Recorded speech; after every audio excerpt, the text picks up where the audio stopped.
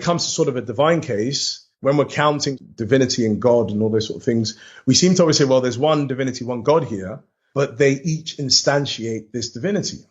And so it doesn't seem to fit with what we'll normally take to be in the general case to be so when we count. And so we seem to count one in the theistic case, but in a human case, we'll count four.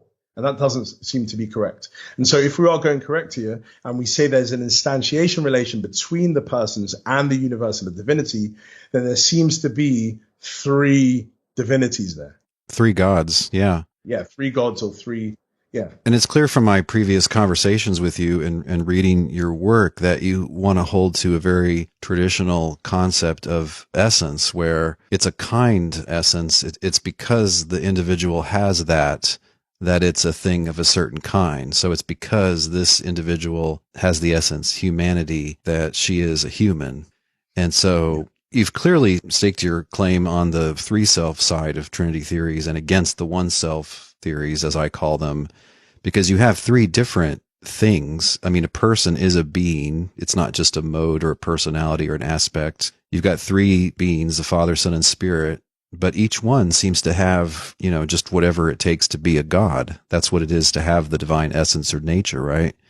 And so it looks like three gods. Yeah, so I, in this specific paper and the other one as well, I would always say yes. I mean, if we're talking about gods, we would always need to specify what our usage of it and the sense that we're sort of using it. So I would say yes, definitely in the predicative sense, there are three gods. In the nominal sense, no, because there's only one ultimate fundamental thing. But there are three entities that are predicated God. And I think we will have to say that because the Son is called God because he has a divine nature, the Spirit is, and the Father is as well. And so that's why I would say, yes, there are three gods in that sense. But I would, and I don't go this into this paper, but I would say monotheism is to do, again, with the nominal sense. It's not to do with the predicative sense. So even if we have these three gods, that is not the relevant one for our counting for monotheism. I think our counting for monotheism is to say, how many ultimates do we have in our worldview?